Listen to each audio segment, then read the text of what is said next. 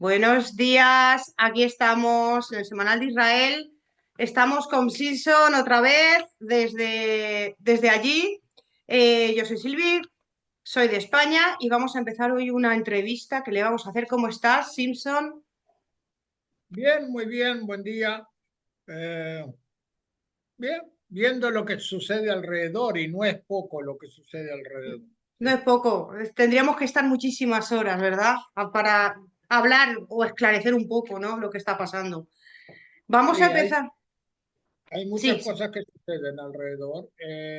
Por supuesto que muchas de las cosas que suceden nos tienen en bastante faltos de conocimiento, porque conversaciones o todo tipo de suposiciones, de acuerdos, esos van normalmente en secreto y la gente en la calle no lo, no lo No, sabe. no, no lo ve, no lo ve. Claro que sí. Te voy a empezar preguntando por Siria, porque hace unos días hemos tenido unas imágenes, ¿no? Y unas noticias de que se está haciendo como masacres, ¿no? Especialmente de drusos, de alawitas y de cristianos, ¿no? De la comunidad cristiana. Y a mí me gustaría saber y que nos explicaras quién es el nuevo dirigente que entró sin elecciones ni nada hace unos meses, que nos explicaras quién es Ahmed Al-Sharat. Y luego nos explicas qué relación tiene con todo lo de las masacres. Bueno, el actual presidente interino, él lo dijo por 4 años, pero bueno, digamos, llamémoslo interino. Eh, en definitiva es un excombatiente de Al-Qaeda, es decir, digamos, pro-occidental no es, pro-Israel seguro que no. Eh, y tampoco es pro otros que no sean musulmanes. Eh, de una u otra forma, él se estuvo ubicado en el norte de Siria durante los años de la guerra civil allí y se convirtió en un líder. Y como líder, por lo visto, tiene también contactos, no por lo visto, tiene contactos con Turquía y se convirtió en el presidente de, de Siria actualmente. Pero él, a pesar de que se cambió, al principio se llamaba el Giulani, eh, porque tiene antecedentes históricos en la zona del Golán, zona que está ocupada por Israel y que Israel anexó como parte de Israel. Eh, Se cambió el nombre para convertirlo en algo menos combativo, llamémoslo así. Se puso un traje, se puso una corbata y habla en tono más diplomático. Pero, por supuesto, no puede engañar a nadie que no quiera ser engañado. Es decir, Occidente, por supuesto, tiene interés en convertirlo en alguien que es semejante de alguna otra forma a Occidente. Él no es semejante a Occidente. Y la única forma de convertirlo en alguien más soportable, digamos así, desde el punto de vista de Occidente, es lo que está sucediendo en definitiva, que de una u otra forma el cambie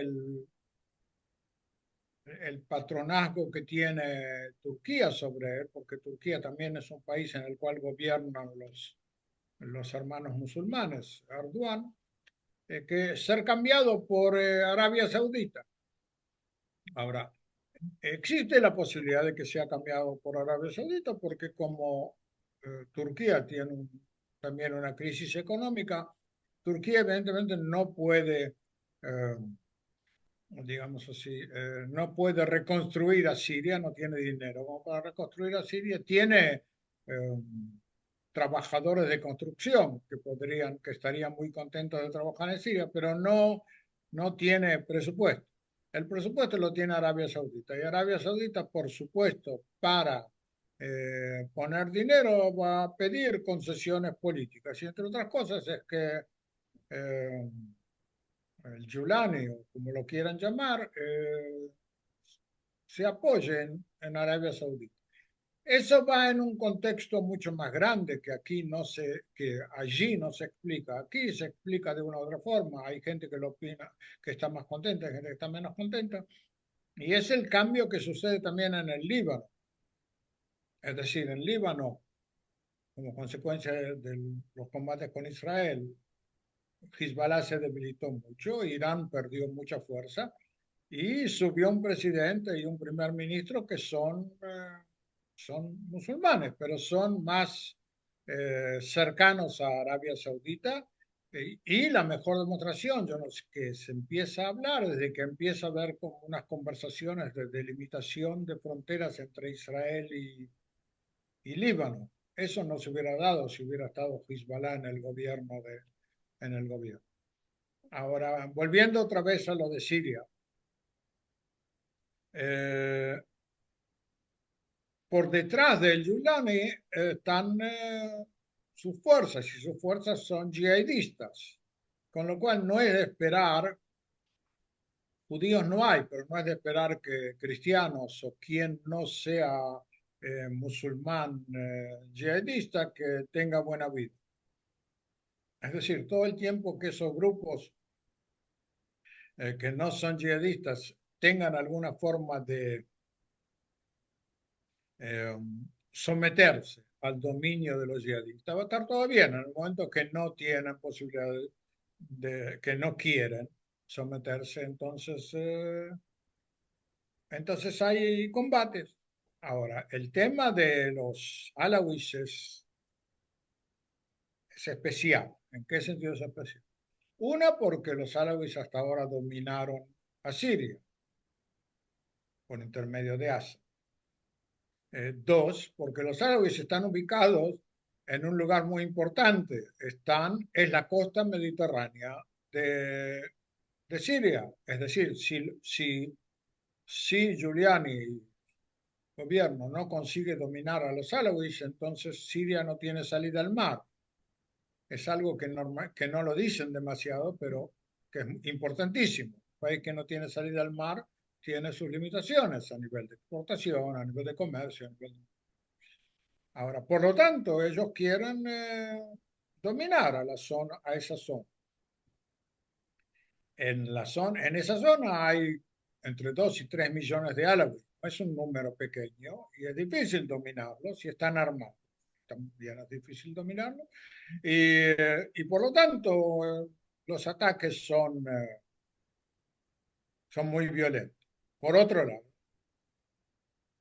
según la propaganda, que a lo mejor no es propaganda, a lo mejor es cierto, del gobierno sirio, eh, los que empezaron los ataques fueron los alawíes mismos y no el gobierno sirio. Es decir, que el gobierno sirio estaba dispuesto a que hubiera algún tipo de modus vivendi entre las dos comunidades, pero que los alawíes atacaron. Algo que es posible que sea cierto.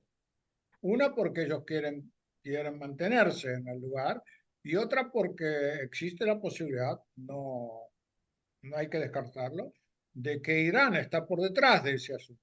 Sí, Irán querría que Assad, que los alawíes vuelvan al gobierno para poder volver a reconquistar a Siria. Ahora a Irán no le quedaron demasiados proxies en la zona y los alawíes, digamos, y, así como Hezbollah, son movimientos que están cercanos a Siria, a Irán, perdón. Con lo cual es posible que los iraníes metan las manos ahí también en ese. Ahora, hay que poner las cosas en la medida necesaria.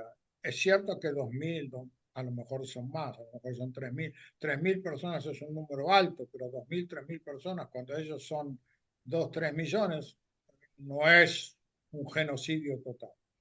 Lo que sucede es que por todo un montón de motivos, Europa también eleva el nivel de su crítica.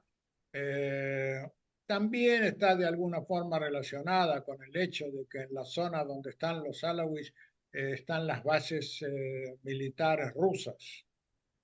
Es decir, las bases militares rusas, que ya las conservan unos 20 años, poco menos, 15 años, están en esa zona y los rusos de alguna manera dieron un poco de protección, digamos así, para que los musulmanes yihadistas no atacaran demasiado a los árabes. Pero lo cierto es que murieron 2.000 personas. Lo que sí hay que tener en cuenta, y eso no lo dicen, es que el número de milicianos musulmanes y el número de milicianos alawíes que murieron en esos acontecimientos fue pequeño, en definitiva, en comparación con el número 3.000.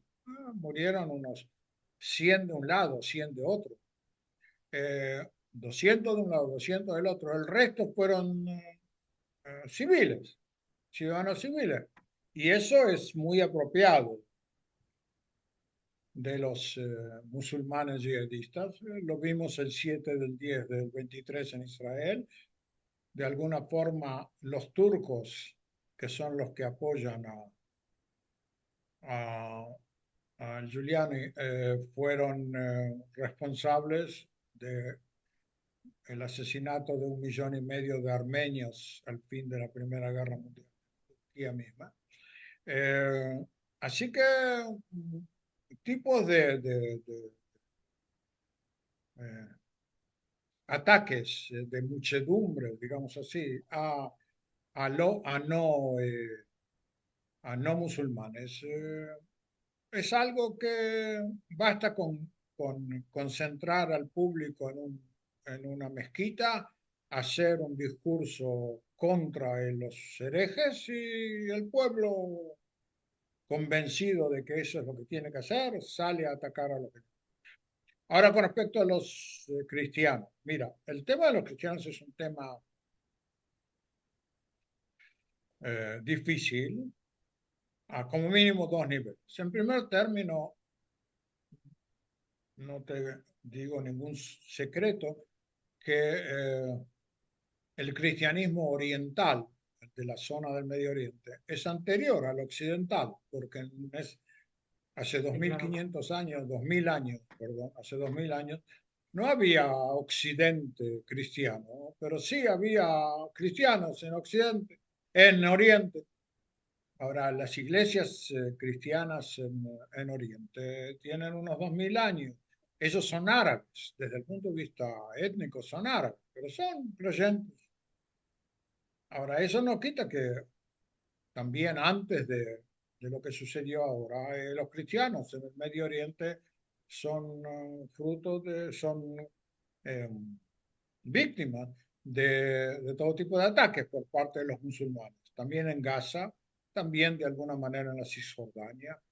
En Siria era menos porque estaba en la Siria de antes de Giuliani, era menos porque los cristianos apoyaron a el Assad y eso también es un motivo para discusión. Y en Irak, en Irán, todo lo que con Turquía de alguna manera. Es decir, los cristianos están en una situación embromada ahí porque por un lado son árabes y supuestamente no tendrían que atacarlo, pero por el otro lado los atacan y les impiden los egipcios. En Egipto hay casi 10 millones de cristianos, que son los coptos, Los que coptos. tampoco pasan una vida demasiado simple. Ahora, ese es un tema. El otro tema es qué es lo que hace Occidente con los cristianos orientales. Y como nosotros sabemos, teóricamente, digamos así, Occidente podría decir, bueno, yo estoy dispuesto a recibir inmigrantes de Medio Oriente a condición de que sean cristianos, porque nosotros somos, Europa es un continente cristiano. Pero eso Europa no lo va a decir por cuestiones de political correct, lo que se llama, y por el otro lado, porque yo tengo la impresión de que no tienen demasiado interés en recibirlos tampoco. Es decir, más allá de la propaganda que hicieron los países europeos eh, desde el 2011 en adelante de recibir inmigrantes, normalmente musulmanes, por una cuestión de que son países con gente con buena voluntad, una cuestión de propaganda también dentro de Europa y entre los distintos países de Europa. Más allá de ello, yo no creo que tengan alguna sensación o sentimiento especial para los cristianos de Europa que para los no cristianos de Europa. Y la mejor demostración es que no protestan. Si tendrían alguna sensación, o sea, lo de nosotros, no quiero enseñarle a nadie cómo uno se debe comportar, pero lo de nosotros cuando le pegan a un judío en, yo qué sé, en la China, entonces los judíos pegamos el grito. Los europeos tienen otro tipo de forma de actuar, lo que parece dar la impresión, y no es que uno piensa así y otro actúa así y otro así, sino que es algo generalizado, por lo que da la impresión de que realmente no les importa demasiado. Yo qué sé. Por supuesto que hay prensa eh, religiosa que protesta. Es evidente que tiene que protestar en favor de la vida de sus creyentes, pero de ahí a que a que los gobiernos estén interesados en crear una situación de protesta, no, porque tienen muchos motivos, no quieren ser antipáticos a los ojos de los musulmanes. Bueno, ese tema nosotros lo sabemos. Bueno, te contesté. Sí, sí, No, perfectamente. no, perdón. Un segundito más. Con respecto a los drusos, Los drusos, eso iba a decir, me faltaban los drusos. con respecto a los, bueno, drusos hay en el Líbano, en Siria y en Israel. Eh, Ahora el número mayor está en Siria y en Líbano. El número en Israel es menor. La única diferencia está en que en Israel los drusos son, se puede decir, eh, una parte de la sociedad israelí. Eh, Ante todo es la única, digamos, comunidad no judía que está obligada a estar en el servicio militar israelí, pero está obligado no porque Israel quería, sino porque los dirigentes drusos querían que su gente esté en el ejército israelí, como parte de la demostración de ellos de que ellos son leales a Israel. Y nadie tiene dudas de que los drusos, ya hace casi 100 años, que son leales a Israel. Pero eso no sucede, no en Siria, no en el Líbano. En el Líbano, por la separación de, digamos así, que caracteriza al Líbano desde que nació, 1920, eh, en el Líbano ocupan un papel más importante porque es parte del equilibrio entre las distintas fuerzas comunitarias. Entonces, ellos y especialmente su líder, Jumbalat, eh, tuvieron un papel más importante.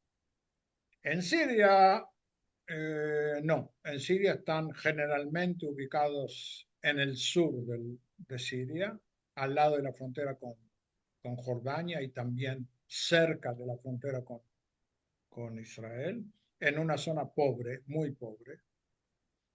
Y no de casualidad, en esa zona pobre, muy pobre, es que comenzó la revolución anti-Assad en el 2011, no ahora, en este año, sino en 2011, porque es una zona que hay sequía, el agua, el poco agua que hay en toda la zona del Medio Oriente, eh, que llega a Siria, comienza en Turquía. Los turquíos ponen diques, los diques que ponen los turquíos los turcos no achican mucho la cantidad de agua que entra a Siria. Las zonas más ricas de Siria y del centro del país, todo eso, se llevan la mayor parte del agua. Y lo que queda para el sur, donde están los drusos, es una zona, es muy poco. Y como ya hace varios años, y en este año, que son bastante secos, entonces la situación se pone difícil. Ahora, los drusos, a diferencia de los beduinos que viven ahí, ahí también hay beduinos, pero los beduinos que son hace 2000 años que trabajan como contrabandistas, entonces ellos también ahora trabajan como contrabandistas y lo que tú escuchaste hace cosa de un año, 2 años, 3 años, del contrabando de drogas de Siria al Golfo Pérsico por intermedio de la frontera siria, por vía Jordania, Arabia Saudita y a los Emiratos, lo hacían fundamentalmente los beduinos, es decir, tenían su fuente de entradas muy grande, varios miles de millares de dólares anuales, de los cuales la mayor parte, por supuesto, se la llevaba el propio gobierno de Assad y las cuentas bancarias de la familia de Assad, incluso del hermano de Assad, que se llama Rifat, que era, no de casualidad, era el general de la división número 4 que estaba ubicada en el sur del Líbano, en la zona donde podía dominar también el contrabando el contrabando de droga. Pero los drusos no, los drusos son otro tipo de comunidad y están ubicados en una zona que se llama la montaña de los drusos. Eh, y ellos estaban fuera del contexto, digamos así, político importante de Siria. Por supuesto que ellos ven con recelo la entrada la entrada de un gobierno yihadista en Siria y tienen miedo de que lo que le sucedió a los alawíes ayer le suceda a ellos, a los drusos mañana.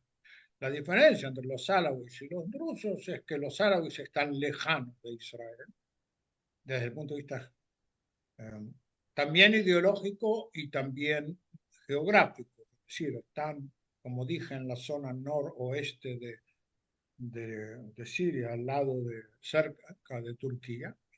Y los drusos están en el sur, en en la zona cercana a Israel. No exactamente al lado de Israel, pero cercana a Israel. E Israel eh,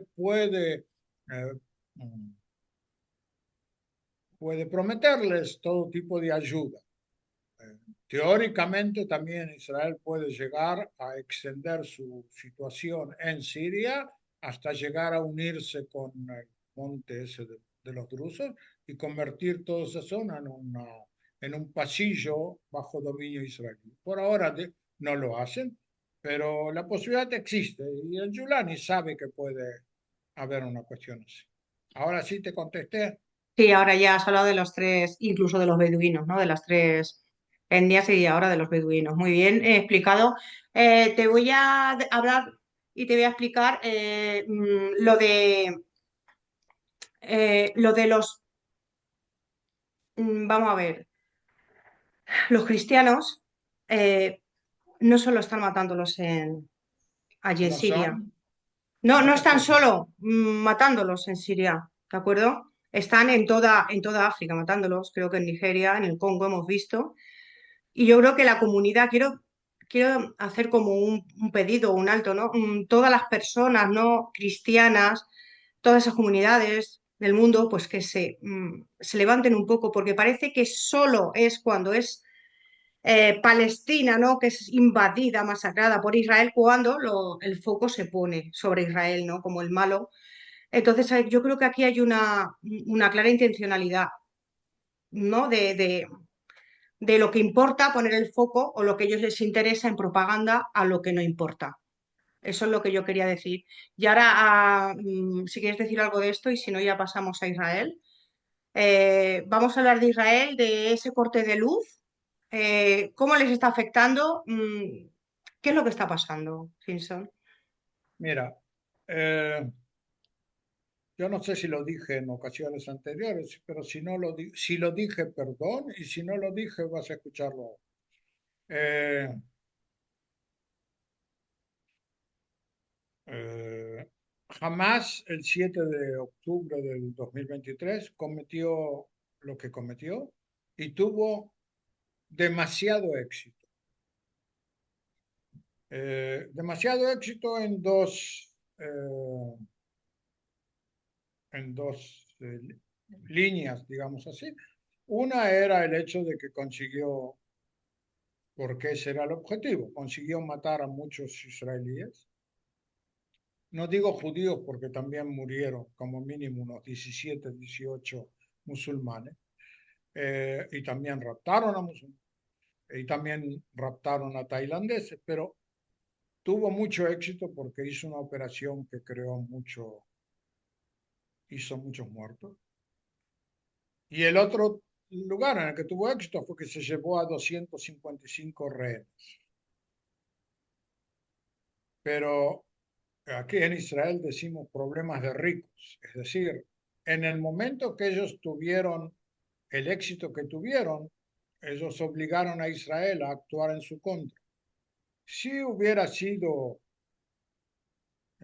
un éxito local, digamos así, hubiera habido un ataque israelí. Y después hubieran intervenido las Naciones Unidas y todo. Bueno, jamás por cuestiones de ellos mismos, para tratar de demostrar hasta qué punto ellos son los que hacen, los que libran la lucha palestina, ellos todavía conservan los rehenes. Está bien, pero todo el tiempo que ellos conservan los rehenes, obligan a Israel a seguir actuando en su contra. Si ellos liberarían a todos los rehenes, entonces habría intervención internacional, habría conversaciones, a lo mejor los echarían a, yo que sé, a Turquía, pero no, Israel no seguiría actuando en su contra. Pero como ellos siguen teniendo a los rehenes, siguen provocando a Israel a que Israel los siga atacando. Ahora, durante un año y 3 meses, una cosa así, Israel quiso atacarlos incluso más fuertes, sabiendo que había un problema con la existencia de rehenes, es decir, la posibilidad de que jamás asesine en forma total a los rehenes.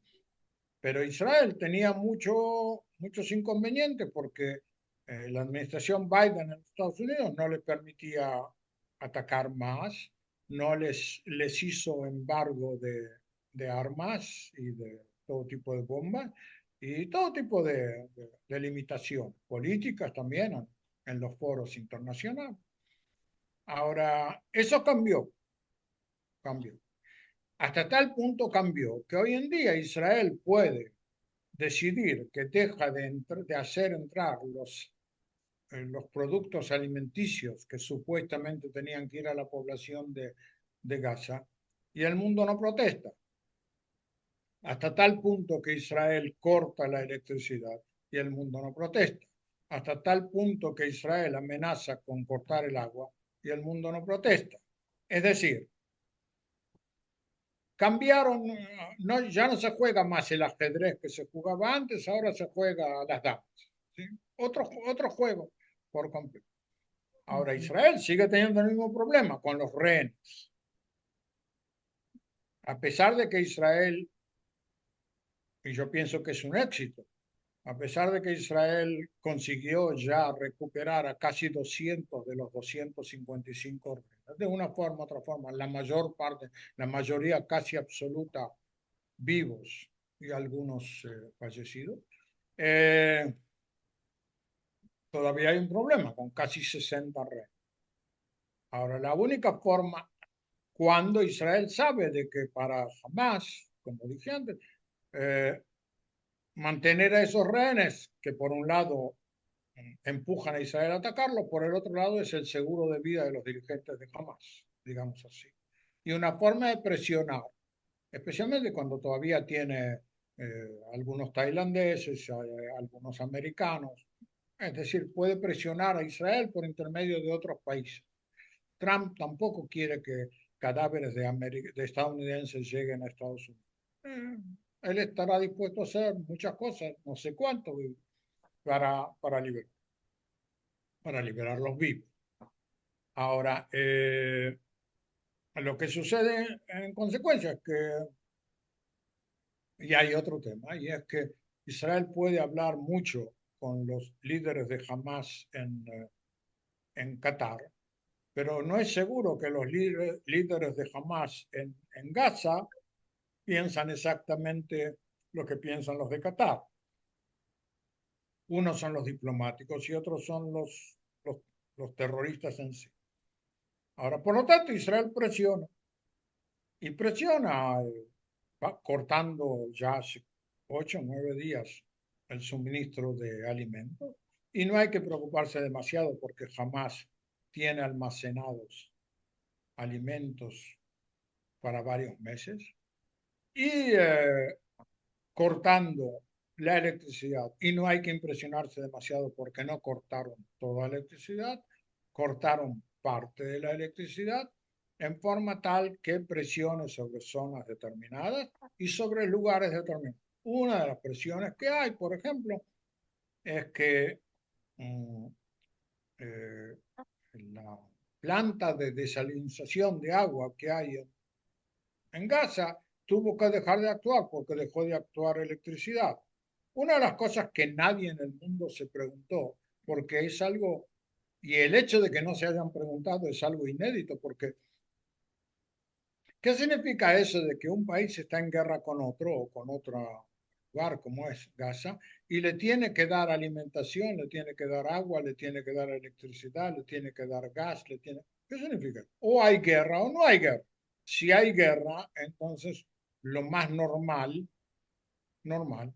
es que el país que está en guerra contra otro le quita todos los suministros posibles. Lo que sucedió acá fue algo que no tiene ninguna explicación lógica desde el punto de vista de la guerra. Sí tiene explicación política, presiones de los Estados Unidos, de Europa, de las Naciones Unidas, pero no explicación lógica. Un país puede tratar de ahorcar lo máximo posible al otro o a la otra institución para tratar de vencerlo. Ese es el tema.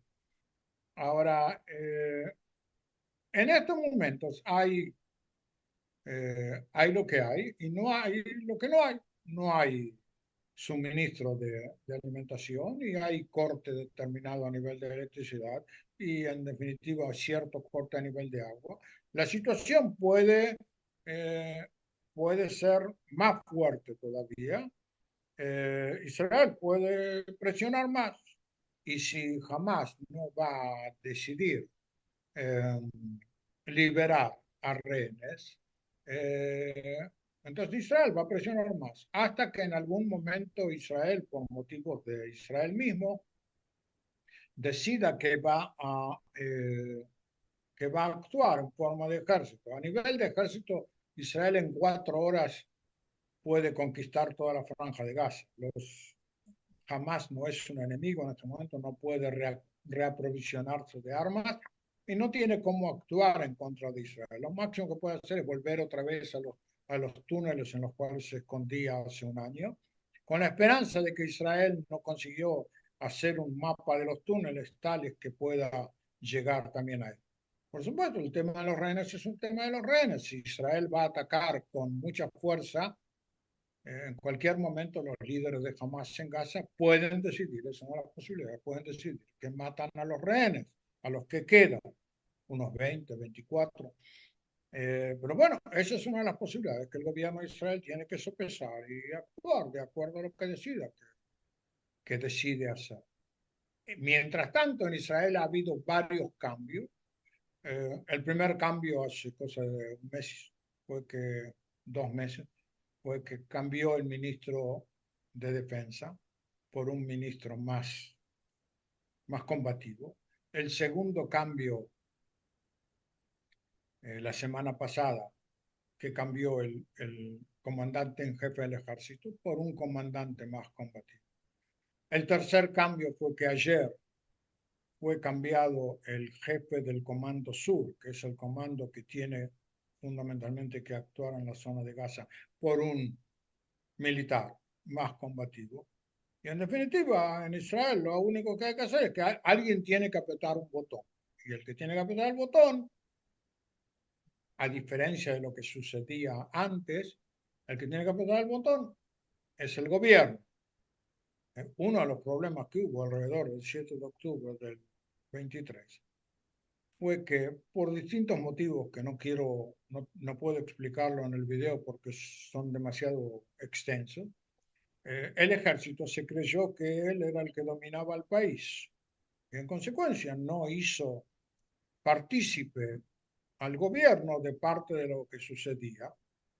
Dicho sea de paso, yo no quiero decir de que fue por influencia, pero escuché que en la primera presidencia del presidente Trump en los Estados Unidos, los militares estadounidenses no le, no le explicaban al presidente Trump todas las situaciones a nivel militar que había en el mundo porque tenían miedo que Trump actúe en forma tal que, en forma más consistente, más fuerte, más agresiva de lo que ellos pensaban que tenía que dar. Es, a mi parecer, y no solamente a mi parecer, es una forma en que el ejército, de una u otra manera, eh, mm, hace una especie eh, de golpe de Estado, porque el ejército se convierte de pronto en el que decide. Cuando el ejército, en definitiva, son oficiales que fueron elegidos en algún momento y no es un gobierno democrático. El gobierno democrático es el que fue elegido en las urnas. Ahora, esa es la discusión en Israel y la discusión no termina. El último tema que está por cambiar, o el anteúltimo tema que está, o el antepenúltimo tema que está por cambiar, es que supuestamente en unas 2 semanas más el jefe de la inteligencia interna de Israel también va a ser cambiado, eh, porque él es uno de los más importantes, no sé si decirlo culpables, pero de los más importantes, digamos culpables, de lo que sucedió el 7 del 10 del 23. Después de él, supuestamente va a ser cambiada la Procuradora General del Estado, que es también parte de ese grupo, digamos así, que se confundió con respecto a quién tiene que dominar en un Estado. Y poco a poco también va a cambiar la Corte Suprema, porque en la Corte Suprema hay todo tipo de jueces que también pertenecen a la misma escuela política. No es que esté prohibido pertenecer a tal o cual escuela política, pero tiene que haber cierto equilibrio. Eso lo aprendimos cuando niños en el colegio, en lo que se llama la división de poder. Tiene que haber cierto equilibrio entre el poder ejecutivo, el poder judicial, el poder legislativo. Y aquí, en Israel, en los últimos años, el poder judicial, en los últimos 30 años, ¿no? Algo así, el poder judicial tomó una fuerza que va mucho más allá del equilibrio sano entre los tres poderes. Pues nada. Bueno, te hablé Queda- bastante sobre eso. Sí, sí, bastante. Queda un minuto, vamos a despedirnos. Yo quería volver a decir ese ¿Cómo? llamamiento,